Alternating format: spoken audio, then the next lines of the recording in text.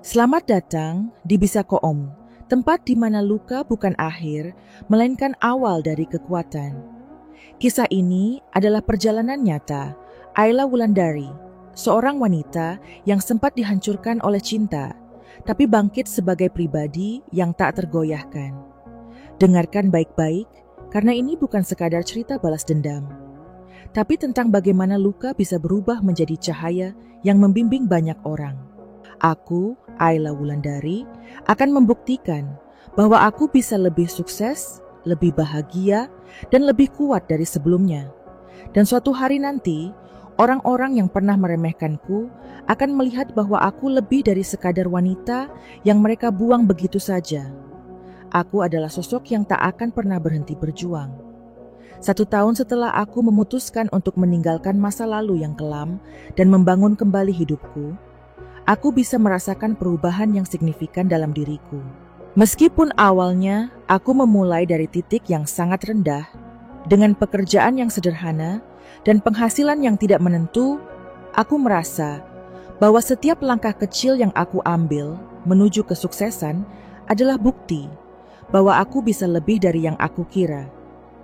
Aku mulai membangun jaringan, belajar tentang bisnis secara mendalam, dan menggali potensi yang ada dalam diriku. Perlahan, semua pelajaran yang aku dapatkan dari pekerjaan di perusahaan Rara mulai membuahkan hasil.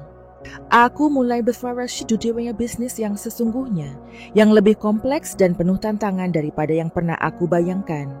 Setiap hari aku bertemu dengan orang-orang baru, mempelajari trik-trik pemasaran, dan berusaha menggali peluang bisnis yang mungkin bisa kubuka. Suatu hari, aku mendapat ide yang cukup sederhana, namun besar dalam pikiranku. Bisnis fashion online. Aku selalu menyukai dunia fashion, dan setelah melihat tren di pasaran, aku merasa bahwa ini adalah peluang yang tidak boleh kutinggalkan. Meskipun banyak yang meragukan kemampuanku karena latar belakangku yang tidak berhubungan langsung dengan dunia bisnis atau fashion, aku merasa bahwa ini adalah kesempatan untuk membuktikan bahwa aku bisa mengubah fashion menjadi keuntungan. Aku mulai dengan seran modal yang sangat terbatas, menggunakan pengetahuan yang aku peroleh selama bekerja, dan memanfaatkan media sosial sebagai platform utama untuk memasarkan produknya. Awalnya, tidak mudah. Aku harus bekerja lebih keras dari yang lain, merancang desain, memilih bahan, dan bernegosiasi dengan supplier yang tepat. Tidak jarang aku bekerja hingga larut malam, memikirkan strategi pemasaran yang tepat, dan bagaimana cara menjangkau pelanggan sebanyak mungkin.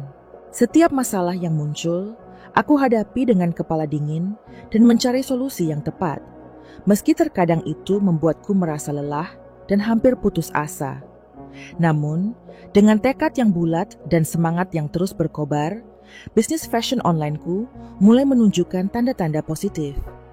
Penjualan pertama datang, dan itu memberiku dorongan yang sangat besar. Aku merasa bahwa setiap keringat yang kukeluarkan selama berbulan-bulan bekerja keras, akhirnya membuahkan hasil. Aku mulai menerima lebih banyak pesanan dan mendapatkan perhatian dari konsumen yang lebih luas. Di saat yang sama, aku terus memperbaiki kualitas produk, memperluas pilihan desain, dan memperkenalkan brand dengan cara yang lebih kreatif. Media sosial menjadi senjataku karena aku bisa menjangkau ribuan orang dalam hitungan detik. Dari mulut ke mulut, brandku mulai dikenal dan mendapatkan banyak pelanggan setia. Keberhasilan ini, yang aku raih dengan usaha keras dan penuh tantangan, membuatku merasa lebih kuat dan lebih percaya diri. Aku sudah tidak lagi merasa seperti wanita yang terbuang, yang ditinggalkan begitu saja oleh orang yang kupercaya. Kini, aku adalah seorang pebisnis, dan dunia mulai memperhatikan kerja keras serta pencapaianku. Saat bisnis onlineku semakin berkembang, aku merasa bahwa aku bisa melakukan lebih banyak lagi. Aku mulai memperluas bisnis dengan membuka toko fisik yang pertama. Sebuah langkah besar yang menuntut lebih banyak investasi dan perencanaan yang matang. Dengan pengalaman yang aku peroleh dari bekerja di perusahaan Tari Kusuma, dan belajar dari setiap kegagalan kecil yang pernah kualami, aku merasa lebih siap untuk menghadapi tantangan baru ini. Aku juga mulai merekrut beberapa karyawan yang dapat membantu menjalankan toko dan memastikan kualitas produk tetap terjaga. Pekerjaan ini memerlukan komitmen yang lebih besar, tapi aku merasa seperti menemukan kembali gairah hidupku.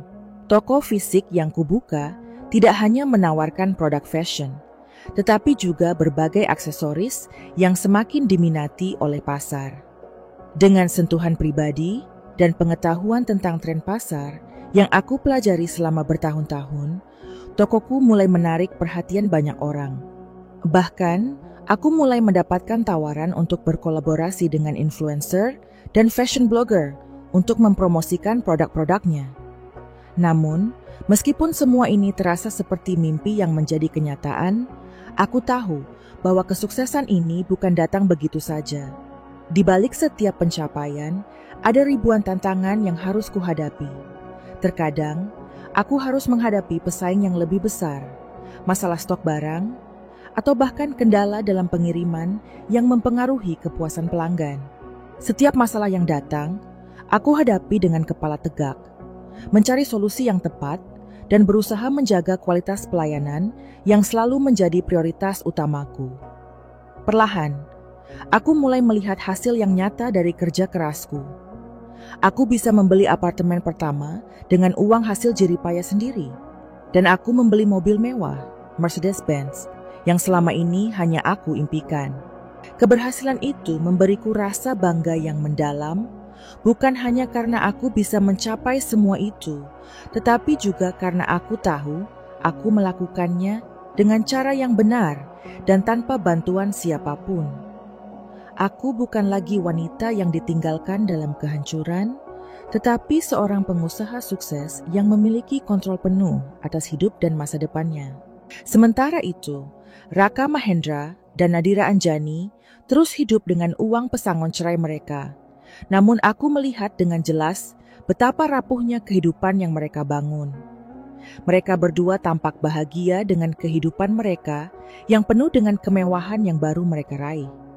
Namun, aku tahu bahwa kebahagiaan itu hanya sementara. Kehidupan mereka yang dibangun di atas dasar pengkhianatan dan kebohongan akan runtuh pada waktunya. Aku tidak perlu lagi merasa cemas atau iri. Nakusat dan kemencahafeng sesuatu yang dulu hanya menjadi semimpi bagiku. Kini, aku menikmati setiap hasil dari perjuanganku dan mulai berpikir untuk melangkah lebih jauh lagi dalam bisnis ini. Aku tidak lagi dipandang sebelah mata oleh mereka yang dulu merendahkanku. Aku adalah bukti bahwa dengan tekad, kerja keras, dan kesabaran, siapapun bisa bangkit dari keterpurukan dan meraih impian mereka. Pagi itu, seperti biasa, aku duduk di meja makan sambil menikmati secangkir kopi hangat, memeriksa email, dan beberapa pesan yang masuk di ponselku.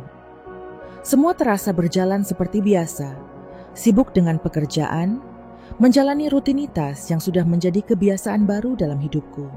Namun, tiba-tiba, sebuah pesan yang datang dari nomor yang tak dikenal mengalihkan perhatian.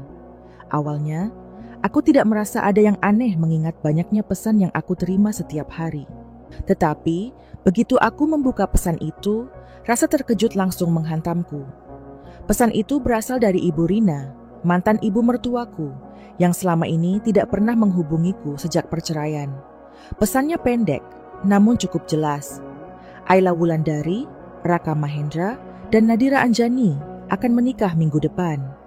Kau diundang. Pesan itu seperti petir yang menyambar. Aku terdiam sejenak, mencerna setiap kata yang tertulis di layar ponsel. Rasanya, aku seperti terlempar kembali ke masa lalu, ke saat-saat penuh kepahitan yang membuatku hampir kehilangan kendali atas hidupku. Mengapa Ibu Rina mengirimkan undangan itu padaku? Bukankah dia yang dulu mengatakan bahwa aku tidak pantas untuk menjadi bagian dari keluarga mereka? Bukankah Raka Mahendra yang dengan mudah melepaskanku begitu saja? Dan Nadira Anjani, sahabat yang aku percaya, kini menjadi bagian dari kehidupan yang dulu aku impikan bersama suamiku. Aku merasa dikhianati lagi, tetapi kali ini dengan cara yang lebih kejam.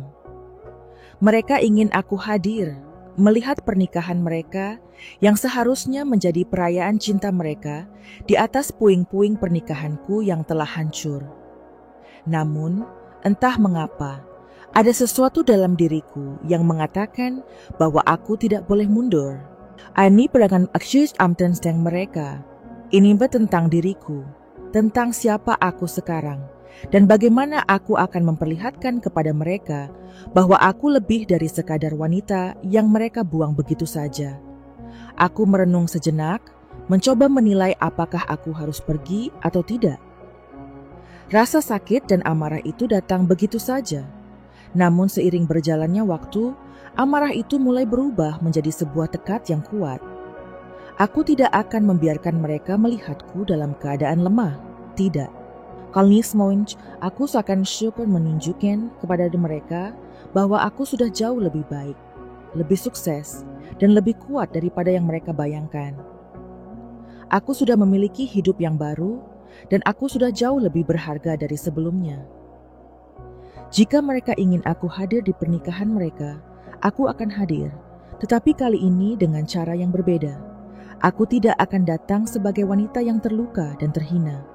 Aku akan datang sebagai seorang wanita yang telah menemukan kebahagiaan dan kekuatannya sendiri.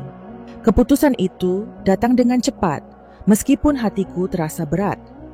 Aku menghubungi Tari Kusuma, sahabatku yang selalu mendukungku, dan memberitahunya tentang undangan itu. Ini kesempatanmu, Ayla Wulandari, kata Tari Kusuma. Ini saat yang tepat untuk menunjukkan bahwa kamu lebih dari sekadar wanita yang mereka buang. Tunjukkan bahwa hidupmu lebih baik tanpa mereka. Biarkan mereka menyesal. Tari Kusuma selalu tahu apa yang harus dikatakan untuk membangkitkan semangatku. Kami berdua tertawa, meskipun aku tahu bahwa ini adalah langkah besar yang harus kuambil. Persiapanku untuk menghadiri pernikahan itu bukan hanya tentang penampilan fisik, tetapi lebih dari itu. Ini adalah tentang membuktikan kepada diriku sendiri bahwa aku sudah menang, meskipun mereka mengira aku akan kalah.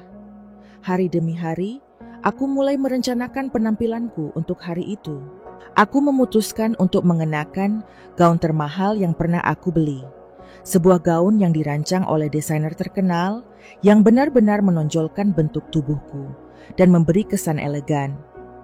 Aku juga memilih perhiasan yang sangat mewah, perhiasan edisi terbatas yang jarang dimiliki oleh orang lain.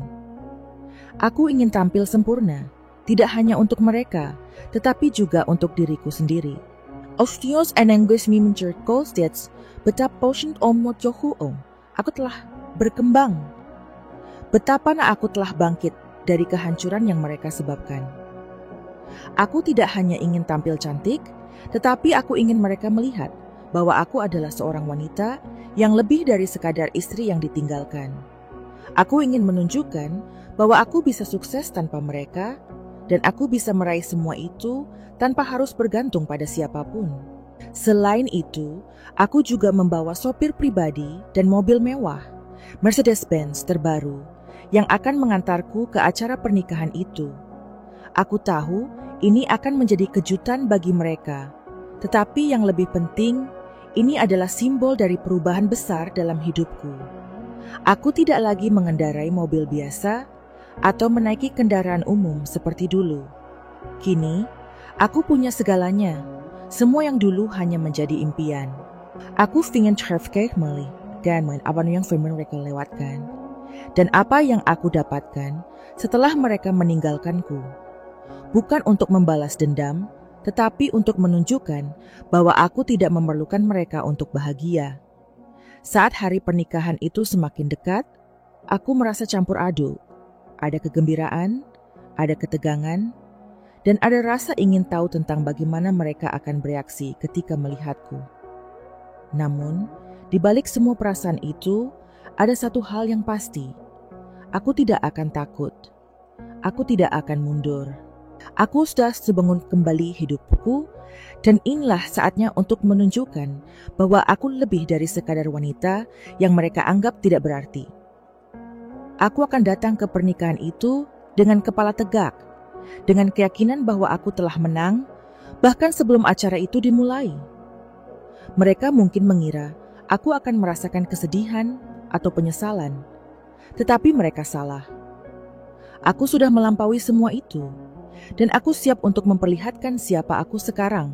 Setelah aku memutuskan untuk menghadiri pernikahan Raka Mahendra dan Nadira Anjani, aku mulai merasakan semangat yang membara dalam diriku. Ini bukan hanya tentang penampilan luar atau tentang berpakaian mewah, melainkan tentang membuktikan kepada mereka dan pada diriku sendiri bahwa aku sudah jauh lebih baik.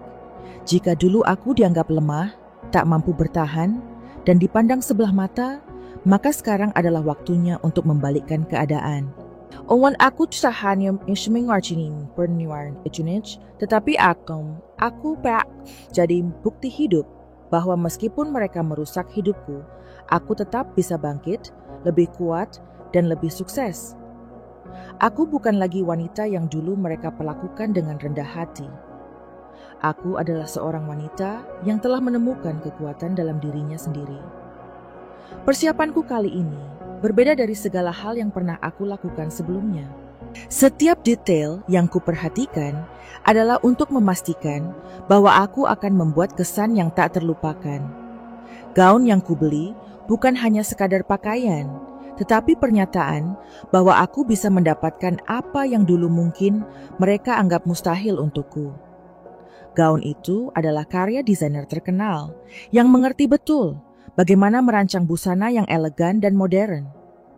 Warna hitam dengan aksen emas yang lembut, gaun itu menyatu dengan bentuk tubuhku dengan sempurna. Mesian ribuan kain tetang halus dan setiap detail yang terpasang memberikan kesan mewah tetapi tidak berlebihan.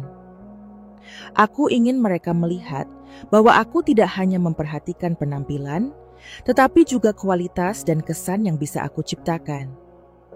Aku bukan lagi wanita yang mereka anggap tak berharga. Ini adalah penampilanku yang penuh percaya diri. Namun, penampilan bukanlah segalanya. Aku tahu aku harus mempersiapkan mental dan sikap yang tak kalah penting.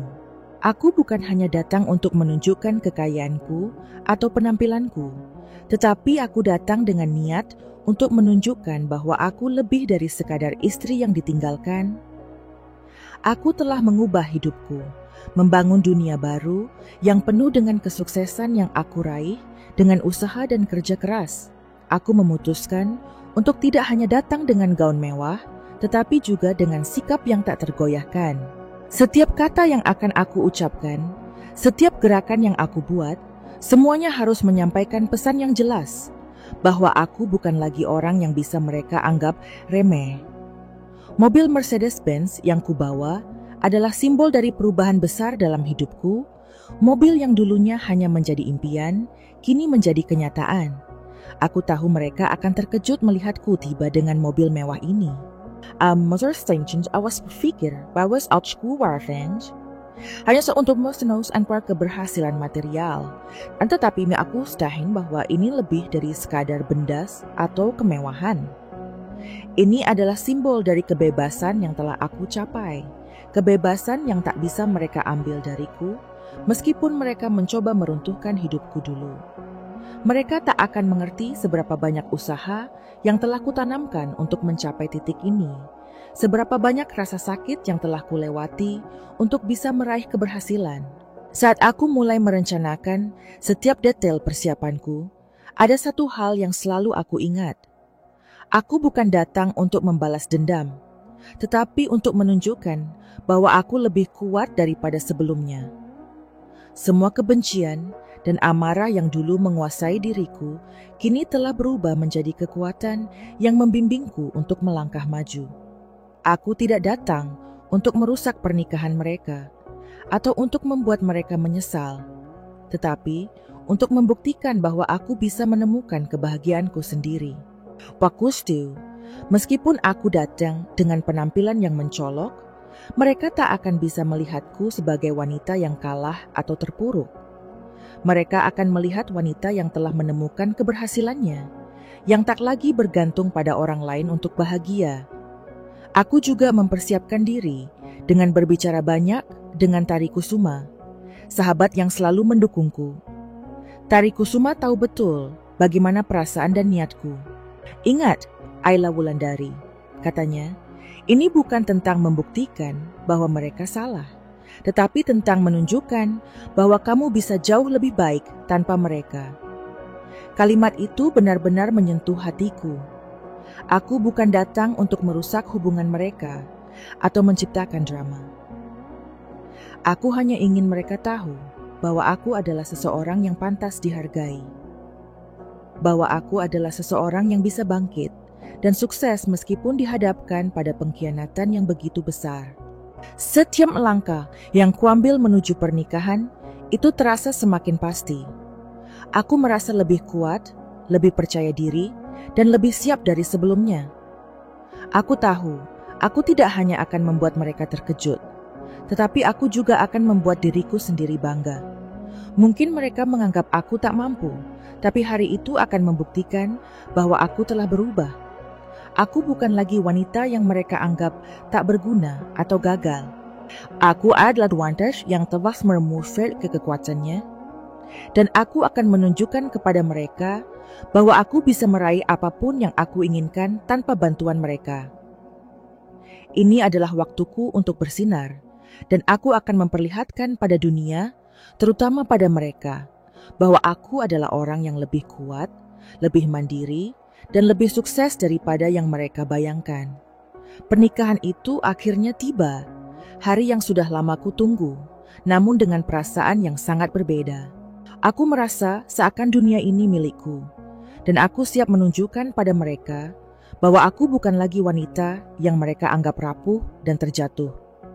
Di balik gaun mewah yang kupilih dengan cermat, dan mobil Mercedes-Benz yang akan mengantarku ke acara tersebut, ada tekad yang lebih besar untuk menunjukkan pada Raka Mahendra, Nadira Anjani, dan terutama Bu Kartika, bahwa aku telah mengubah hidupku jauh lebih baik dari yang mereka duga. Aku ingin mereka melihat apa yang sebenarnya telah terjadi dalam hidupku sejak perpisahan itu dan apa yang mereka tinggalkan. Jika dulu aku merasa terkubur dalam kesedihan dan pengkhianatan, kini aku berdiri tegak dengan kebanggaan baru, sebuah kebanggaan yang datang bukan hanya dari apa yang aku miliki, tetapi dari apa yang telah kucapai dengan usaha sendiri. Saat aku tiba di lokasi pernikahan, suasana terasa seperti sebuah dunia yang berbeda. Ornamen-ornamen megah menghiasi setiap sudut ruangan, dan para tamu berdandan dengan anggun. Tetapi bagi aku, semua itu terasa seperti latar belakang yang buram. Semua perhatian langsung teralihkan ketika aku masuk, dengan gaun hitam elegan yang mengalir lembut, melangkah mantap menuju pintu resepsi. Aku bisa merasakan tatapan mata yang mengarah padaku, tidak hanya karena penampilanku yang mencolok, tetapi juga karena aura percaya diri yang terpancar. Next to me, Mirs dan hanya dengan gaun yang kukenakan, tetapi dengan bagaimana aku melangkah, dengan kepercayaan diri yang mereka kira telah hilang bersamaan dengan perceraian itu.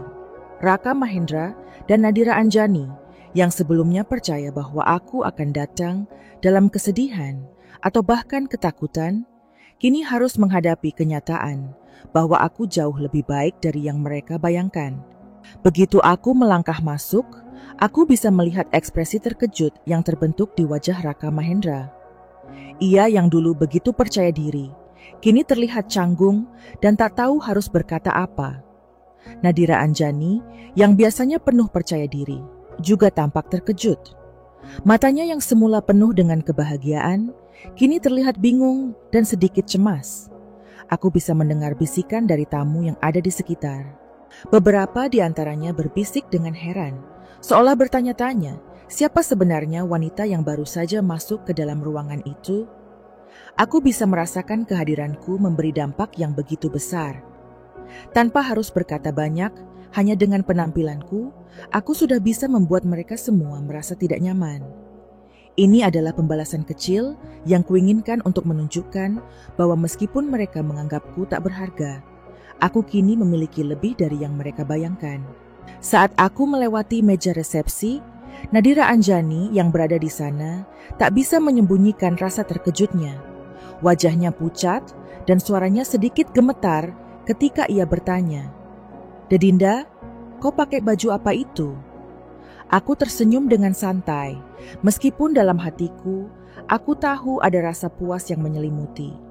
"Oh, ini cuma baju biasa," jawabku sambil menunjuk ke gaun yang melingkupi tubuhku dengan percaya diri.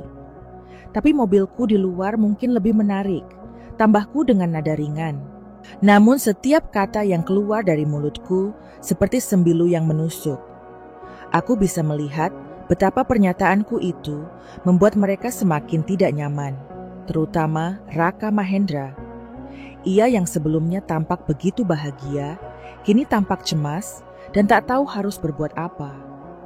Aku tahu, dia sedang berpikir, mungkin dia menyesal, mungkin dia baru sadar betapa besar kesalahannya selama ini. Namun, apa yang sudah terjadi tidak bisa diubah lagi.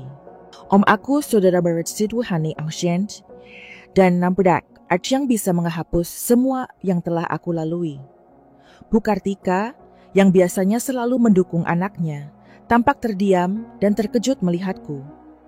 Dia yang dulu begitu memandang rendah padaku, kini harus menghadapi kenyataan bahwa aku telah melampaui semua hal yang mereka sangka.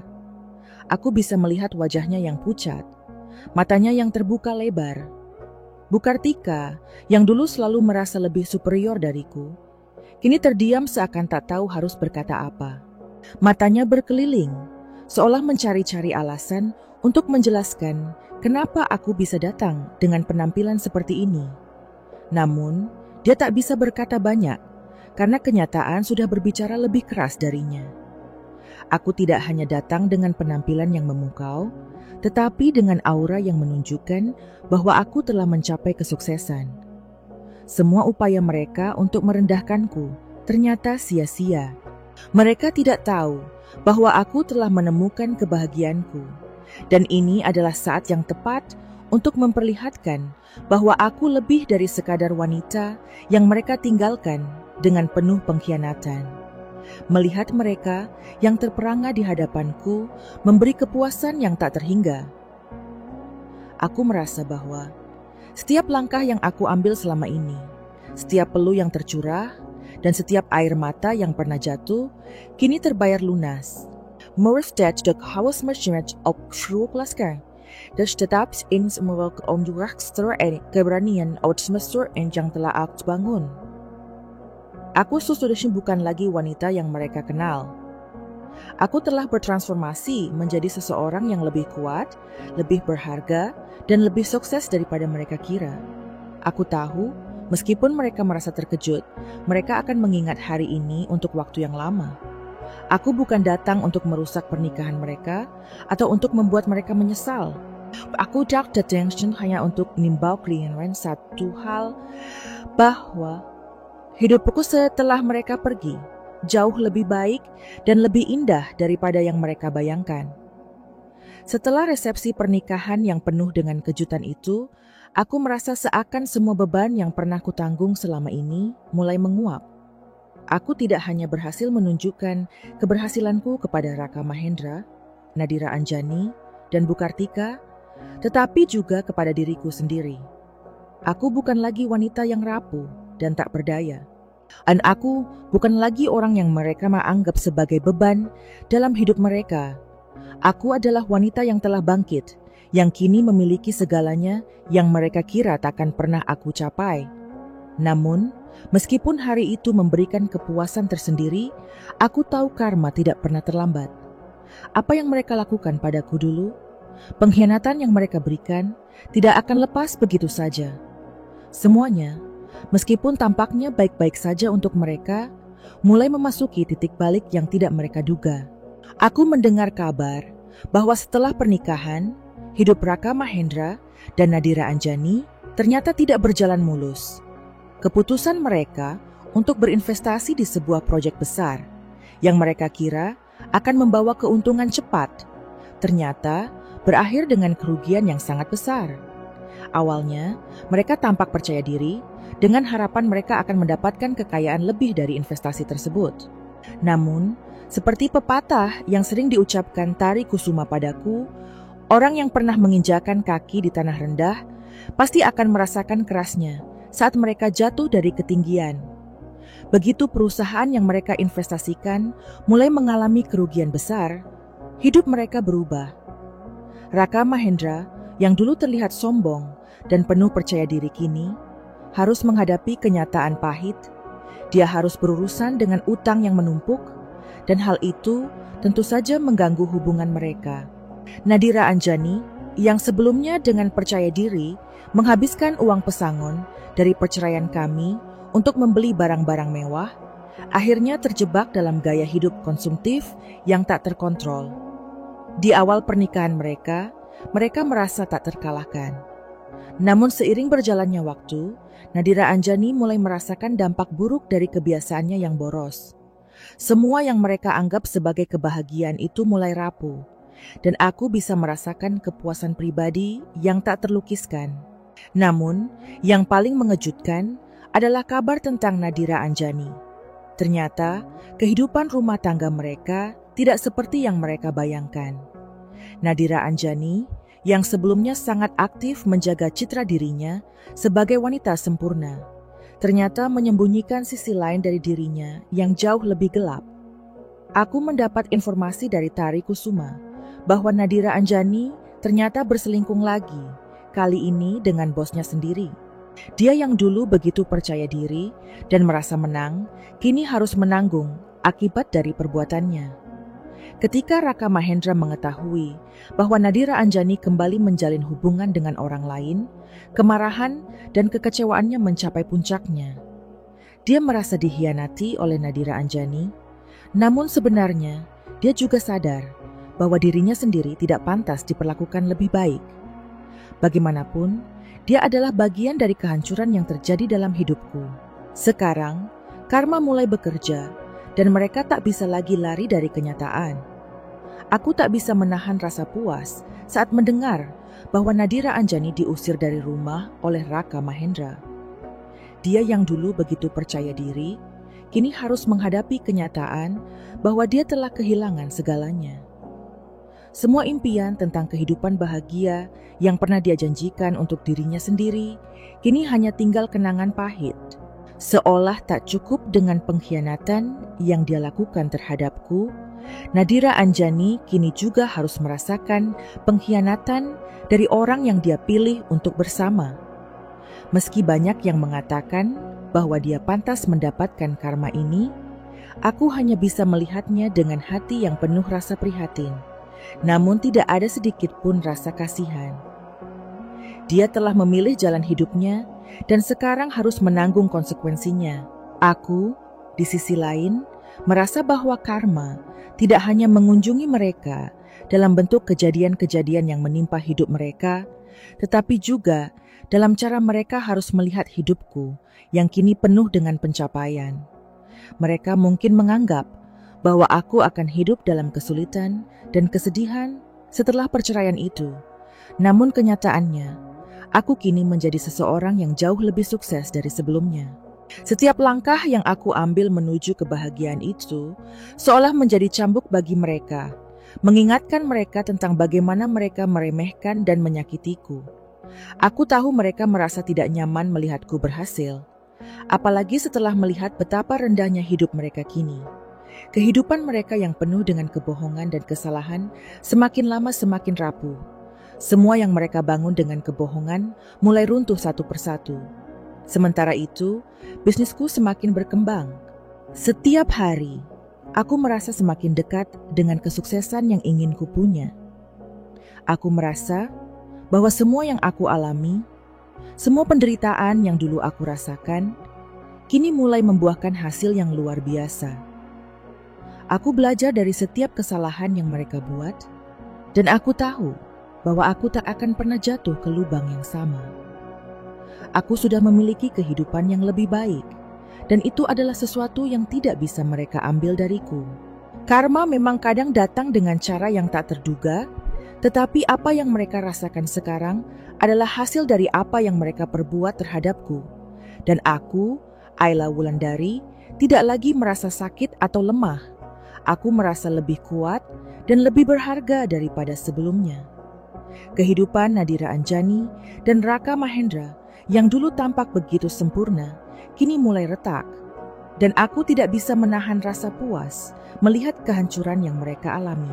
Kehancuran Smith Jigsaw Show bukan hanya emotion datang dari kegagalan bisnis yang melanda, tetapi juga dari kebohongan dan pengkhianatan yang telah menodai hidup mereka.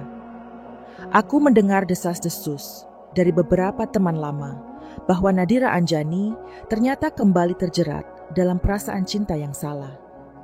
Setelah menikah dengan Raka Mahendra, yang konon mereka anggap sebagai jalan keluar dari masa lalunya yang penuh dengan masalah, Nadira Anjani ternyata tidak bisa menjaga kesetiaan dalam rumah tangga mereka. Ternyata dia belum merasa puas dengan hidup yang dia bangun bersama Raka Mahendra. Kehidupan glamour dan mewah yang mereka nikmati ternyata tidak membuatnya bahagia. Dalam keputusasaannya mencari kebahagiaan yang lebih, Nadira Anjani terjebak dalam hubungan yang bahkan lebih berbahaya dari sebelumnya. Aku tahu, dan mungkin mereka juga tahu, bahwa karma tak akan pernah memilih waktu yang tepat untuk datang. Setelah beberapa bulan menikah, Nadira Anjani mulai berselingkuh lagi, kali ini dengan bosnya sendiri, seorang pria yang lebih tua dan lebih berpengaruh, seseorang yang di luar jangkauan Raka Mahendra. Cerita ini mulai tersebar di sekitar mereka, meskipun awalnya Nadira Anjani berusaha keras untuk menyembunyikan pengkhianatannya. Namun, seiring berjalannya waktu, kebenaran itu tak bisa lagi disembunyikan. Nadira Anjani yang dulu sangat hati-hati dalam menjaga citranya, kini malah terperangkap dalam kebohongan yang tak bisa dia tutupi lagi. Bosnya itu ternyata sering mengundangnya keluar. Dan meskipun mereka selalu berusaha menyembunyikan hubungan tersebut dari publik, rumor tetap saja menyebar, seperti api yang sulit dipadamkan. Teman-teman mereka mulai memperhatikan perubahan sikap Nadira Anjani, dan ada yang mulai berbisik tentang apa yang sebenarnya terjadi di balik layar pernikahan mereka. Namun yang Felin Pengsyusut Raka Mahendra adalah ketika dia menemukan bukti nyata tentang perselingkuhan tersebut. Tanpa disangka, Nadira Anjani tertangkap basah oleh Raka Mahendra saat sedang mengirim pesan mesra kepada bosnya di ponsel, yang seharusnya tidak pernah dia temui. Raka Mahendra yang selama ini selalu menjadi orang yang merasa dirinya paling benar, akhirnya merasa dikhianati untuk kedua kalinya, dan kali ini oleh orang yang sangat dia percayai.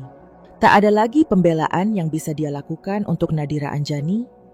Dia pun langsung meledak marah. Emosi yang semula terpendam kini membuncah.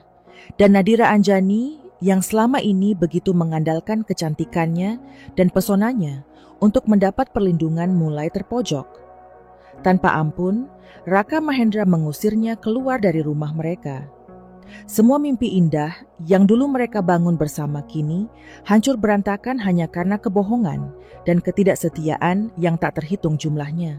Nadira Anjani yang sebelumnya merasa dirinya lebih unggul, lebih berkelas, dan lebih kaya dari aku, sekarang justru harus menghadapi kenyataan pahit bahwa dia tidak bisa mengontrol hidupnya sendiri. Apa yang dia kira sebagai hubungan yang bisa menguntungkan dirinya, ternyata malah membawanya ke dalam kehancuran. Perselingkuhan dengan bosnya adalah pukulan telak yang membuat segala-galanya runtuh begitu saja. Sebelumnya, dia merasa dirinya berada di puncak dunia. Namun kenyataannya mengajarkan bahwa semua itu bisa hilang dalam sekejap. Aku tak bisa menahan rasa kepuasan yang datang ketika aku mendengar kabar itu. Aku tahu, mereka semua merasa sangat rendah sekarang. Raka Mahendra yang dulu membuangku demi wanita ini, kini harus menanggung malu karena telah memilih dengan buruk. Sementara Nadira Anjani, yang sebelumnya menganggap dirinya lebih tinggi dari aku, justru terjebak dalam dosa yang tak bisa dia sembunyikan lagi. Nadira Anjani, yang dulu begitu berani dan sombong kini, harus berhadapan dengan kenyataan bahwa dia kehilangan segalanya. Masyarakat mulai menggunjingkan hubungannya dengan bosnya, dia kehilangan pekerjaan, dan bahkan teman-teman yang dulu mendukungnya mulai menjauhinya. Kehidupannya yang dulu penuh kemewahan mulai pudar seiring berjalannya waktu. Semua yang dulu dia banggakan kini tinggal kenangan pahit yang tak bisa dia ubah. Dalam suatu yang sama bersama, Nadira Anjani mencari beban gunjingan di mana-mana. Orang-orang mulai membicarakan dia di belakang dan dia tak bisa lagi melarikan diri dari kenyataan. Bosnya yang dulu dianggap sebagai penyelamatnya ternyata hanya menjadi alat pemusnah dalam kehidupannya. Aku yang dulu tak memiliki apa-apa kini menjadi bukti bahwa segala kebohongan yang mereka buat pada akhirnya akan dihancurkan oleh kenyataan. Nadira Anjani dan Raka Mahendra yang dulu memperlakukanku dengan kejam, kini harus merasakan betapa pahitnya hidup yang penuh dengan kebohongan. Dan aku berdiri di atas runtuhan mereka, jauh lebih kuat, lebih sukses, dan lebih bahagia daripada sebelumnya. Mereka mungkin tak menyadari hal ini, tetapi kehidupan mereka yang kini hancur adalah akibat dari setiap keputusan buruk yang mereka buat, termasuk keputusan untuk menyakitiku dulu. Meskipun aku tidak pernah menginginkan hal ini terjadi, aku tahu bahwa kehidupan ini mengajarkan bahwa karma akan selalu menemukan jalannya. Hidup seringkali penuh dengan kejutan, dan kejatuhan Raka Mahendra adalah salah satu kenyataan pahit yang datang setelah apa yang dia lakukan padaku. Bisnis yang dulu dia banggakan, yang selalu dia ceritakan dengan penuh rasa percaya diri, kini mengalami kemunduran yang sangat tajam. Setelah semua keputusan buruk yang dia ambil, akhirnya masa-masa kejayaannya berakhir begitu saja. Awalnya, dia masih mencoba untuk bertahan, masih berusaha untuk menyelamatkan semuanya. Namun, tidak ada lagi yang bisa diselamatkan. Raka Mahendra terlalu terlena dengan hidup mewah yang sempat dia nikmati bersama Nadira Anjani. Ia terlalu percaya bahwa uang dan status sosial akan terus mengalir begitu saja, tanpa melihat betapa buruknya keputusan-keputusan yang telah dia buat. Saat kabar tentang kegagalan bisnis Raka Mahendra mulai terdengar, aku tidak bisa menahan diri untuk sedikit tersenyum. Semua yang dia banggakan dulu kini hanya menjadi tumpukan utang dan kegagalan. Dia yang dulu sering merendahkan dan menghinaku, yang menganggap aku tak akan pernah bisa sukses tanpa mereka, kini justru harus menerima kenyataan bahwa dialah yang telah jatuh lebih dalam daripada yang pernah dia bayangkan. Bisnis yang dia jalani selama ini bukan hanya mengalami kerugian besar, tapi juga terjerumus dalam berbagai masalah hukum yang membuatnya semakin terperangkap. Semua ini terjadi hanya karena ketergantungan pada uang dan gaya hidup yang dia anggap bisa membawanya ke puncak kesuksesan tanpa harus berusaha lebih keras. Nadira Anjani yang dulu begitu sering mengoceh tentang kemewahan dan dunia yang dia miliki, mulai merasakan bahwa hidup yang terbuat dari kebohongan itu akan runtuh dengan sendirinya. Dia tidak bisa lagi berpura-pura bahwa semuanya baik-baik saja. Raka Mahendra, yang dulu terlihat sangat percaya diri dan kuat, kini harus menghadapi kenyataan bahwa semua yang dia banggakan ternyata rapuh dan penuh dengan kebohongan. Dalam waktu yang relatif singkat, rumah mewah mereka yang dulu menjadi simbol status sosial harus dijual. Mereka terpaksa menjual semua aset berharga untuk menutupi kerugian dan utang yang menumpuk. Semua barang-barang yang mereka anggap penting dan bernilai tinggi kini terpaksa dilepaskan demi bertahan hidup. Rumah yang dulu mereka banggakan sebagai simbol pencapaian akhirnya menjadi beban yang mereka tak sanggup pikul lagi. Di sisi lain, aku yang dulu terpuruk, yang dianggap tak punya apa-apa, kini menjadi saksi dari kehancuran mereka. Setiap langkah mereka yang terjatuh semakin membuktikan bahwa hidup tidak bisa hanya dibangun di atas kebohongan. Aku melihat bagaimana Raka Mahendra berjuang untuk mempertahankan apa yang tersisa dari usahanya. Namun semuanya hanya sia-sia. Masalah demi masalah terus datang, dan dia semakin terjebak dalam lingkaran kegagalan yang tak bisa dia keluar. Di tengah semuanya itu, aku merasa tidak ada lagi yang perlu dibuktikan. Dulu, mereka semua berusaha merendahkanku, dan kini aku bisa melihat dengan jelas bahwa hidup mereka tak lebih baik daripada yang pernah aku bayangkan. Raka Mahendra mulai menyadari bahwa hidup tidak selalu berjalan mulus, dan setiap tindakan ada konsekuensinya. Tapi sayangnya, dia baru menyadarinya ketika semuanya sudah terlambat. Sementara itu, Nadira Anjani yang pernah menjadi pusat perhatian kini hanya bisa menyaksikan runtuhnya dunia yang dia bangun. Dia yang dulu begitu bangga dengan posisinya sebagai istri seorang pengusaha sukses, kini merasa kehilangan arah.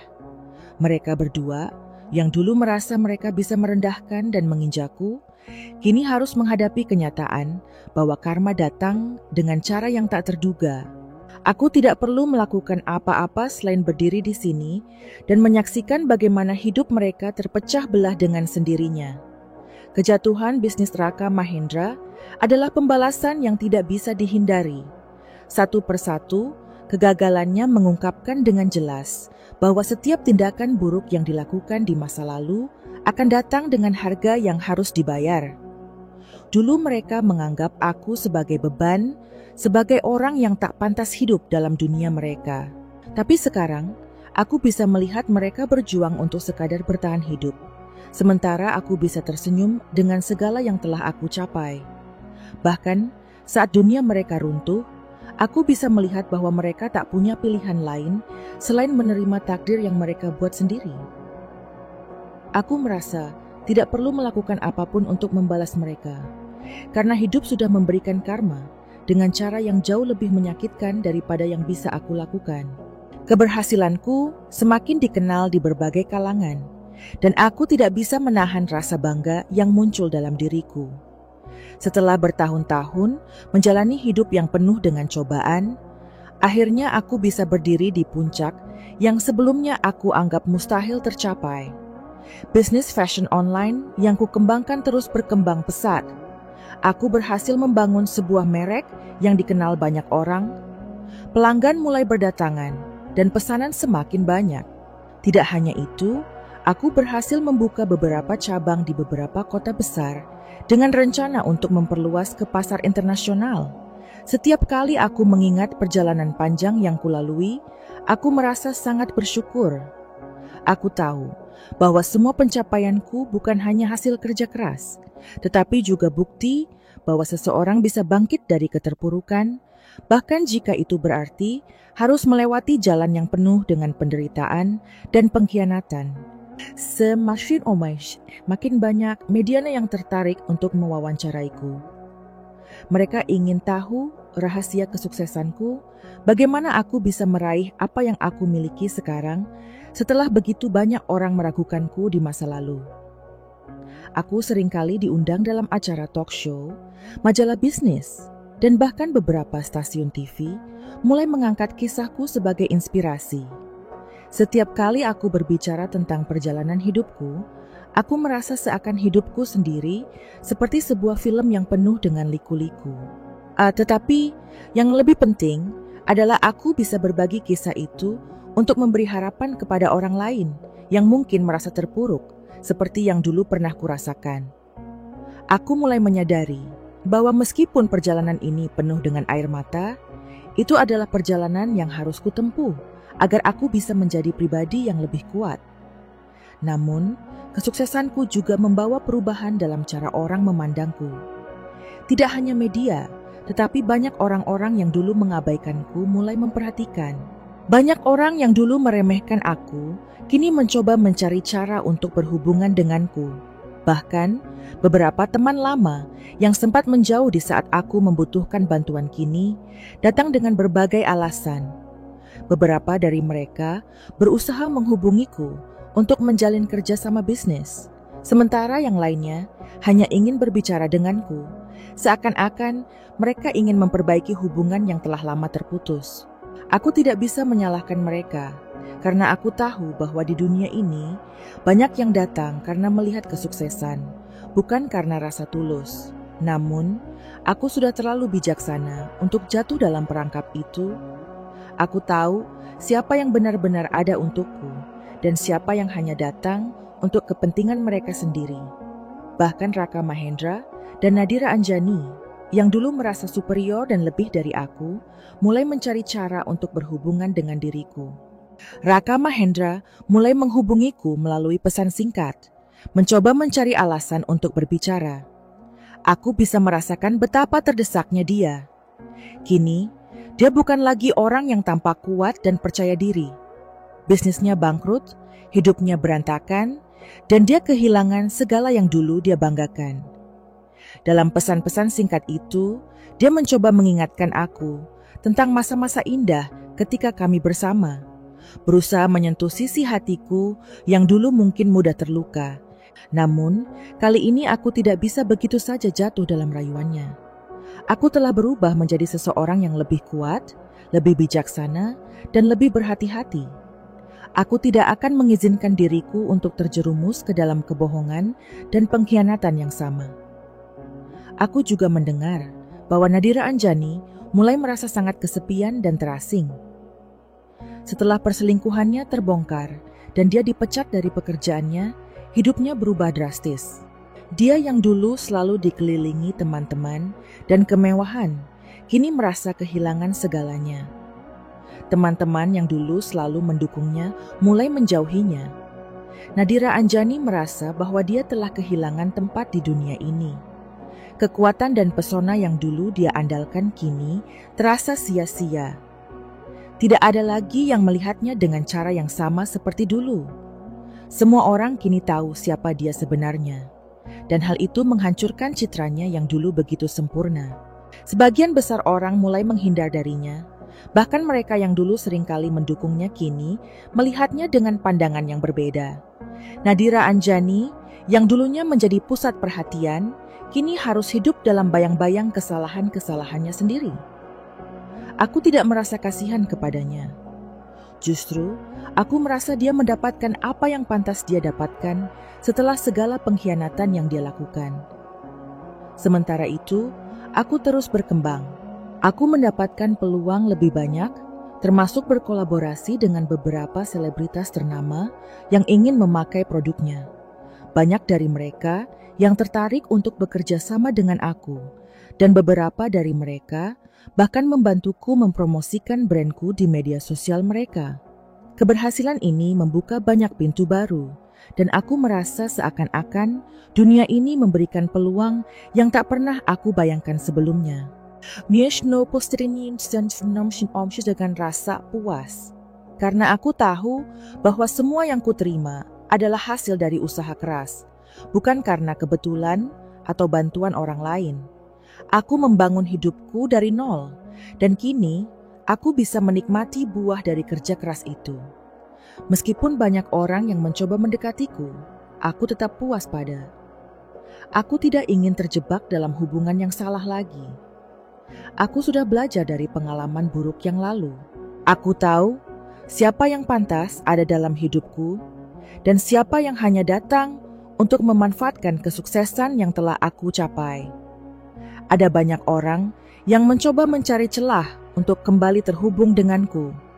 Namun, aku hanya memilih untuk fokus pada apa yang lebih penting, yaitu bisnis dan kebahagiaanku.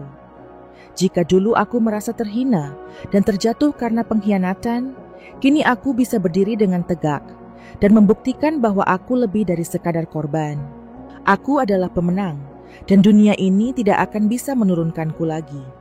Meskipun hidupku sekarang penuh dengan sorotan, aku tetap merasa bahwa kebahagiaan sejati datang dari dalam diri sendiri. Aku tahu, meskipun dunia bisa berubah seiring waktu, kesuksesan yang sejati adalah ketika kita mampu berdiri tegak setelah jatuh, ketika kita mampu melawan segala rintangan dan menemukan jalan menuju kebahagiaan tanpa harus merendahkan orang lain. Itulah yang membuatku semakin kuat dan membuat aku tahu bahwa aku berada di jalur yang benar. Hari itu, saat aku sedang duduk santai di ruang tamu apartemenku, sebuah pesan masuk di ponselku yang menghebohkan seisi ruang. Itu adalah pesan dari Raka Mahendra. Di antara semua kenangan pahit yang kami bagi, aku tidak pernah menyangka bahwa dia akan menghubungiku lagi. Setelah berbulan-bulan berlalu, sejak pernikahannya dengan Nadira Anjani yang berakhir dengan kehancuran, dan segala usaha mereka untuk kembali mendapatkan stabilitas hidup yang hilang, kini dia datang dengan permohonan yang membuatku terdiam sejenak. Ayla Wulandari, aku tahu aku telah banyak salah. Aku ingin meminta maaf dan berharap kita bisa berbicara. Aku masih mencintaimu. Membaca pesan itu, aku merasa seolah-olah waktu berhenti sejenak. Shastov de avond stong masalah wuwuknya. Dan ondanks sebagian semut yang dulu pernah kami rasakan, tentang rasa sakit yang ditinggalkan, dan tentang bagaimana dia memilih Nadira Anjani daripada aku, kembali menghantui pikiranku.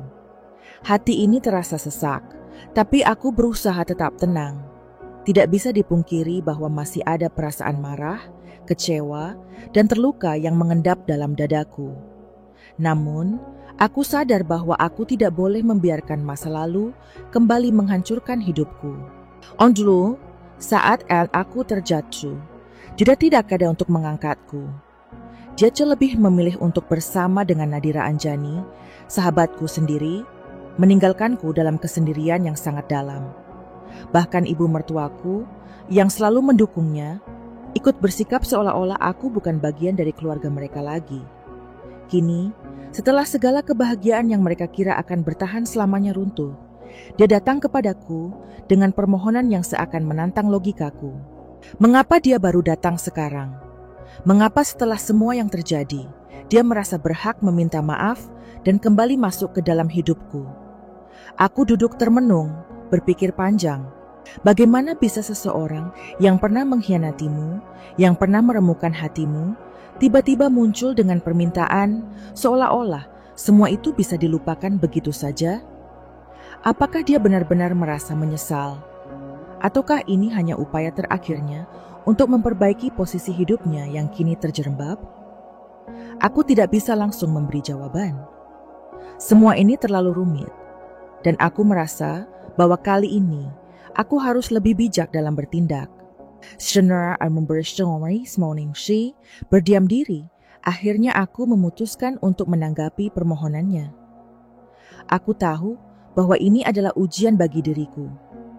Apakah aku benar-benar telah sembuh dari luka masa lalu? Atau apakah aku masih terikat pada kenangan yang menyakitkan itu? Aku memutuskan untuk bertemu dengannya. Namun kali ini di tempat yang netral, jauh dari segala kenangan buruk yang ada di rumah kami yang dulu. Saat aku bertemu dengan Raka Mahendra, aku melihatnya sangat berbeda. Wajahnya lebih kurus dan terlihat kelelahan. Tidak ada lagi rasa percaya diri yang dulu selalu dia tunjukkan. Dulu dia adalah pria yang selalu terlihat begitu gagah dengan banyak rencana besar yang ia bicarakan tentang masa depan. Namun sekarang, dia terlihat jauh lebih rapuh. Ada raut penyesalan yang jelas terlihat di wajahnya. Mungkin dia merasa bahwa dia telah kehilangan segalanya. Istri yang dulu ia cintai, keluarga yang dulu mendukungnya, dan kehidupannya yang penuh kemewahan. Aku begitu sejajar tutur dalam empati untuknya. Kehidupannya yang hancur adalah akibat dari pilihan-pilihan buruk yang dia buat sendiri. Ayla Wulandari, katanya dengan suara yang berat, aku tahu, aku tidak bisa mengubah apa yang sudah terjadi. Aku hanya ingin kamu tahu bahwa aku sangat menyesal dengan semua yang kulakukan. Aku masih mencintaimu dan ingin memperbaiki semuanya. Bisakah kita mulai dari awal lagi? Aku memandangnya dengan tenang, berusaha menenangkan pikiranku yang penuh dengan kebingungan. Perasaan antara kasih dan kebencian bercampur dalam diriku. Aku ingat dengan jelas bagaimana dia berpaling dariku begitu saja, dan bagaimana aku merasa diabaikan oleh orang yang seharusnya paling mengerti dan mendukungku. Aku mengingat betapa sakitnya mendengar dia memilih Nadira Anjani, sahabatku, daripada aku. Tetapi ada sesuatu dalam dirinya yang menunjukkan penyesalan yang begitu tulus. Mungkinkah dia benar-benar menyesal? Ataukah ini hanya permainan belaka? Sebuah cara untuk mencoba kembali masuk ke dalam hidupku karena hidupnya yang kini terpuruk? Aku menyadari bahwa aku kini bukan lagi wanita yang sama yang dulu pernah begitu mudahnya disakiti. Aku telah berubah dan aku sudah cukup kuat untuk menghadapi segala kemungkinan. Setelah murmur arnistik Omi yang bingeras angga dememparan ongging, Gopek Stars Tensions to burst dengan suara yang tenang dan tegas. Raka Mahendra, aku menghargai bahwa kamu datang dan mengakui kesalahanmu. Tetapi aku juga harus mengatakan bahwa aku sudah jauh berubah. Aku tidak bisa kembali ke masa lalu yang telah menghancurkan diriku. Aku sudah menemukan kebahagiaan dalam hidupku tanpa harus bergantung pada siapapun, dan aku tidak akan mengorbankan diriku lagi untuk hubungan yang penuh dengan rasa sakit. Wajahnya memucat, dan aku bisa melihat kekecewaan di matanya. Tapi aku tahu ini adalah keputusan yang benar. Aku bukan lagi orang yang dulu, yang begitu mudah terbuai dengan kata-kata manis dan penyesalan yang datang terlambat. Aku sudah cukup kuat untuk berdiri di atas kakiku sendiri, tanpa bantuan siapapun. Aku tidak membenci kamu, Mas, tapi kita sudah selesai. Aku sudah menemukan hidup yang lebih baik, tanpa harus terikat pada masa lalu. Aku harap kamu bisa menemukan kedamaian dan belajar dari semua yang telah terjadi. Lanjutku dengan suara yang tegas. Dia menundukkan kepala, seolah menerima kenyataan yang tak bisa lagi ia elakkan. Tanpa berkata apa-apa lagi, dia hanya mengangguk dan meninggalkan tempat itu. Aku merasa lega, bukan karena aku ingin menyakitinya, tetapi karena aku tahu bahwa inilah langkah terbaik untuk diriku sendiri. Aku tidak membutuhkan seseorang yang hanya datang saat hidupnya terpuruk. Aku sudah cukup kuat untuk menjadi diriku sendiri, tanpa perlu menoleh lagi ke belakang. Dan meskipun aku tidak tahu bagaimana hidupnya akan berlanjut, aku tahu satu hal. Aku tidak akan pernah kembali ke masa lalu. Beberapa minggu setelah perceraian mereka, aku mulai mendengar kabar dari beberapa orang yang masih terhubung denganku. Nadira Anjani ternyata mulai menghabiskan waktu yang sangat banyak untuk berbelanja. Dulu, aku tahu bahwa dia selalu suka menghabiskan uang untuk kemewahan. Namun setelah perceraiannya dengan Raka Mahendra, hal itu menjadi semakin parah. Semua uang yang dia dapatkan dari perceraian, ditambah dengan beberapa aset yang dia ambil dari Raka Mahendra, digunakan untuk membeli barang-barang mewah, meskipun dia tahu bahwa kehidupannya sudah sangat terancam. Alih-alih mencoba untuk bangkit dari keterpurukan, Nadira Anjani justru terjebak dalam gaya hidup yang sama sekali tidak sesuai dengan kondisi keuangannya yang sudah menurun drastis. Ya, aku tidak bisa menahan diri untuk tidak berpikir bahwa mungkin karma itu datang dengan cara yang sangat cepat, seolah-olah semesta bekerja dengan cara yang sangat adil. Nadira Anjani sekarang merasakan konsekuensi dari perbuatannya. Tidak hanya masalah finansial yang mengganggu hidupnya, tetapi juga hubungan sosialnya mulai terpecah. Dulu, dia dikelilingi oleh teman-teman yang menyanjungnya, tetapi kini semuanya mulai menjauh.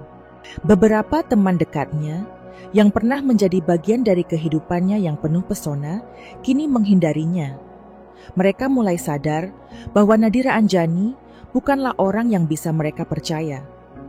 Beberapa dari mereka bahkan memberitahuku dengan rasa kecewa bahwa Nadira Anjani kini dianggap sebagai orang yang hanya bisa memberikan drama, kebohongan, dan manipulasi. Bahkan di tempat kerjanya, dia dipandang dengan sebelah mata. Tidak ada lagi yang percaya padanya. Raka Mahendra, yang dulu menjadi sosok pria yang tampaknya akan selalu berada di sampingnya, kini malah lebih memilih untuk menghindarinya setelah dia tahu bahwa Nadira Anjani kembali menjalin hubungan dengan bosnya sendiri. Namun, yang lebih mengejutkanku adalah ketika aku mendengar bahwa Nadira Anjani yang selalu tampak begitu berani dan percaya diri, kini hidup dalam ketakutan. Ia merasa terjebak dalam kehidupannya yang penuh dengan kebohongan. Semua orang yang dulu menghormatinya kini mulai berbicara di belakangnya, dan dia mulai kesulitan untuk menemukan pekerjaan yang layak. Berita tentang perselingkuhannya dengan bosnya akhirnya terbongkar ke publik, dan seketika itu juga membuatnya kehilangan pekerjaan yang sudah ia pertahankan bertahun-tahun. Tentu saja, Aku tahu bahwa semua ini adalah akibat dari tindakannya sendiri. Nadira Anjani tidak pernah mengerti betapa berharganya kepercayaan dan bagaimana dia telah menghancurkan segalanya dalam hidupnya hanya demi kepuasan sesaat. Saat aku mendengar kabar ini, aku merasa sedikit lega. Tidak ada rasa senang atau balas dendam yang menguasai diriku. Hanya ada perasaan bahwa akhirnya Nadira Anjani mulai merasakan apa yang selama ini dia tanamkan kepada orang lain, kekecewaan, pengkhianatan, dan rasa sakit.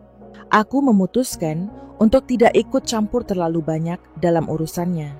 Bagiku, sudah cukup jelas bahwa Nadira Anjani telah membuat pilihan yang salah dan harus menanggung akibatnya. Meski begitu, aku tidak bisa memungkiri bahwa aku merasa sedikit simpatik terhadapnya. Meskipun semua yang terjadi adalah hasil dari perbuatannya sendiri. Pada akhirnya, Nadira Anjani harus belajar dari kesalahan yang dia buat, dan aku tidak bisa lagi menjadi bagian dari drama hidupnya. Setelah berbulan-bulan berlalu, aku mendapat kabar lebih lanjut tentang kehidupannya.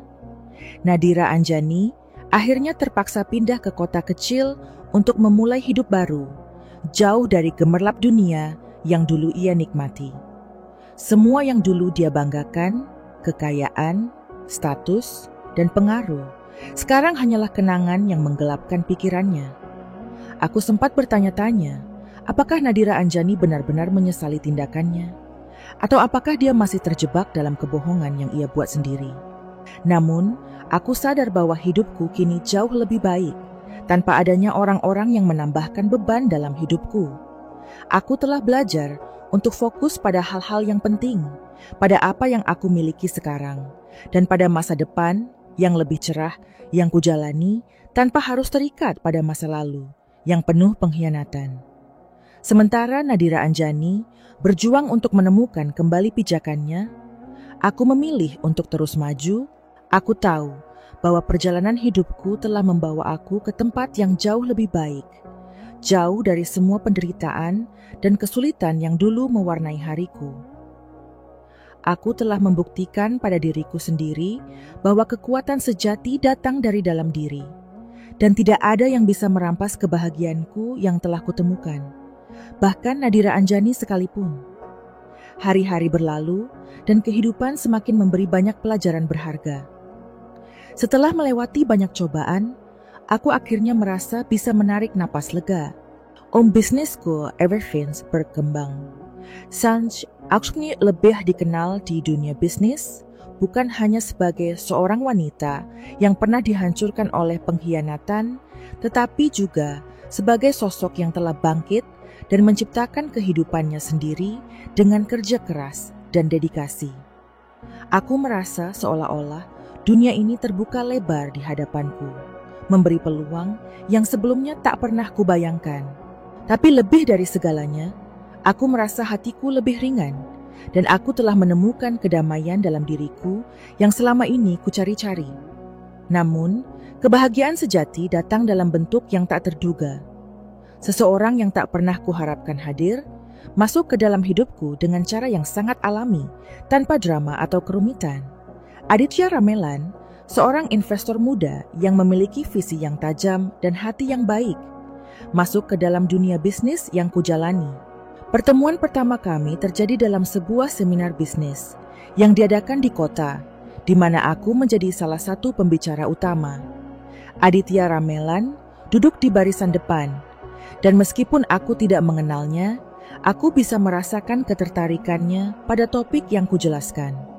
Di akhir acara, dia mendekatiku dengan senyum ramah dan sikap yang sangat santai. Ongkam bermisleersen bentas, dan aku langsung terkesan dengan cara dia melihat dunia bisnis, dengan kejelian yang luar biasa, serta kepeduliannya terhadap orang-orang di sekitarnya. Perjalananmu sangat menginspirasi, katanya dengan tulus. Aku bisa melihat bagaimana kamu telah melewati banyak hal untuk sampai di sini. Aku rasa kita punya banyak kesamaan dalam hal pandangan hidup, dan aku ingin sekali berbicara lebih banyak denganmu. Percakapan kami berlanjut hingga berjam-jam setelah acara selesai. Ternyata Aditya Ramelan bukan hanya seorang investor sukses, tetapi juga seseorang yang sangat peduli dengan nilai-nilai kemanusiaan dalam dunia bisnis. Dia percaya bahwa bisnis yang baik adalah yang dapat membawa manfaat bagi banyak orang, bukan hanya menguntungkan secara materi. Ada banyak hal yang membuatku merasa nyaman saat berbicara dengannya. Dia cemas dengarkan dengan penuh perhatian, memberikan pandangannya dengan bijaksana, dan yang lebih penting, dia tidak pernah merasa perlu untuk menghakimi siapapun. Ada rasa keterbukaan yang membuatku merasa bahwa aku bisa menjadi diriku sendiri tanpa takut dihakimi atau disakiti. Seiring berjalannya waktu, aku semakin mengenal Aditya Ramelan lebih dalam, dan kami mulai menghabiskan lebih banyak waktu bersama. Aku mesti merasa ada sebuah koneksi yang kuat antara kami, tetapi yang lebih penting adalah bagaimana dia membuatku merasa dihargai dan diterima apa adanya. Tidak ada lagi permainan atau drama yang sering aku alami di masa lalu, terutama dengan Raka Mahendra dan Nadira Anjani. Aditya Ramelan dengan sikap tenangnya membawa kedamaian dalam hidupku. Dia tidak hanya mendukung karierku, tetapi juga selalu ada untukku, baik di saat senang maupun dalam kesulitan. Aku merasa seperti aku akhirnya menemukan seseorang yang benar-benar memahami aku, tanpa harus ada topeng atau kepura-puraan. Satu hal yang sangat berbeda antara Aditya Ramelan dan Raka Mahendra adalah bagaimana dia memperlakukanku dengan begitu penuh respek.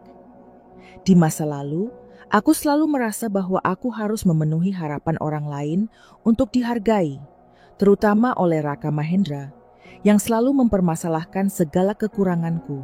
Tapi Aditya Ramelan mengajarkan aku bahwa kebahagiaan sejati datang ketika kita bisa menerima diri kita sendiri dan menemukan seseorang yang mencintai kita bukan karena kesempurnaan, tetapi karena kekuatan kita untuk tetap tegar menghadapi segala tantangan. Suatu hari, saat kami sedang duduk di sebuah kafe kecil yang tenang, Aditya Ramelan berkata, "Ayla Wulandari, aku sangat menghargai perjalanan hidupmu. Apa yang telah kamu capai itu luar biasa, dan aku sangat bangga bisa menjadi bagian dari perjalananmu ini.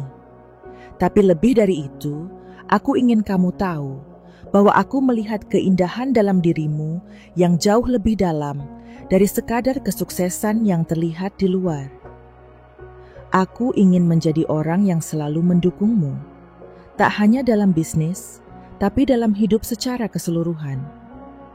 Aku ingin menjadikan hidup kita lebih baik bersama." Aku merasa jantungku berdegup lebih kencang mendengar kata-katanya. Ada sesuatu yang begitu tulus dalam ucapannya, dan aku bisa merasakan bahwa dia bukan hanya berbicara tentang hubungan bisnis, tetapi juga tentang masa depan bersama.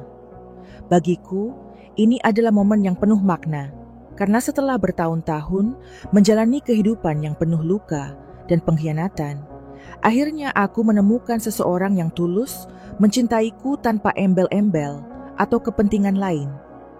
Aku terdiam sejenak, merenung. Mingjen of I was to wamian dari perjalanan hidupku yang seharusnya aku jalani. Mungkin kebahagiaan yang aku cari selama ini tidak terletak pada balas dendam atau membuktikan sesuatu kepada orang-orang yang telah mengkhianatiku, tetapi pada membuka hatiku untuk menerima cinta yang datang tanpa syarat. Dengan Aditya Ramelan, aku merasa seolah-olah aku kembali menemukan diriku yang sebenarnya, bukan sebagai korban, tetapi sebagai wanita yang kuat dan layak dicintai. Aditya Ramelan, aku akhirnya berkata, dengan suara yang penuh rasa haru, aku merasa beruntung bisa bertemu denganmu. Aku tidak tahu apa yang akan terjadi di masa depan, tetapi aku ingin menjalaninya denganmu. Aku tidak ingin lagi hidup dalam bayang-bayang masa lalu. Aku ingin merasakan kebahagiaan yang sejati, dan aku percaya kita bisa meraihnya bersama. Aditya Ramelan tersenyum, dan untuk pertama kalinya dalam waktu yang lama, aku merasa benar-benar damai. Aku merasa bahwa hidup ini memberi kesempatan kedua yang lebih indah, dan aku tak akan menyia-nyiakannya. Bersama Aditya Ramelan, aku tahu bahwa perjalanan baru akan dimulai. Perjalanan menuju kebahagiaan sejati yang tidak ditentukan oleh masa lalu, tetapi oleh langkah-langkah yang kita ambil bersama di masa depan. Bagaimana Aditya Ramelan, aku belajar bahwa kebahagiaan bukanlah sesuatu yang disembunyikan dalam balas dendam atau kepahitan, tetapi dalam menciptakan kehidupan yang penuh dengan cinta, pengertian, dan kedamaian. Aku merasa bahwa akhirnya aku telah menemukan tempatku yang sejati, tempat di mana aku bisa menjadi diriku yang sesungguhnya, dicintai dan dihargai tanpa syarat. Kini, Ayla Wulandari telah membuktikan bahwa kejatuhan bukan akhir dari segalanya. Ifyo Allah mabubut siningse bahwa setiap lukas bisa menjadi kekuatan, setiap pengkhianatan bisa berubah jadi keberhasilan. Terima kasih telah menyimak kisah ini di Bisa Kokom. Jika kamu merasa terinspirasi, jangan lupa klik like, bagikan ke teman yang sedang berjuang, dan subscribe untuk kisah mengubah hidup lainnya. Karena di Bisa Kok, kamu nggak sendirian.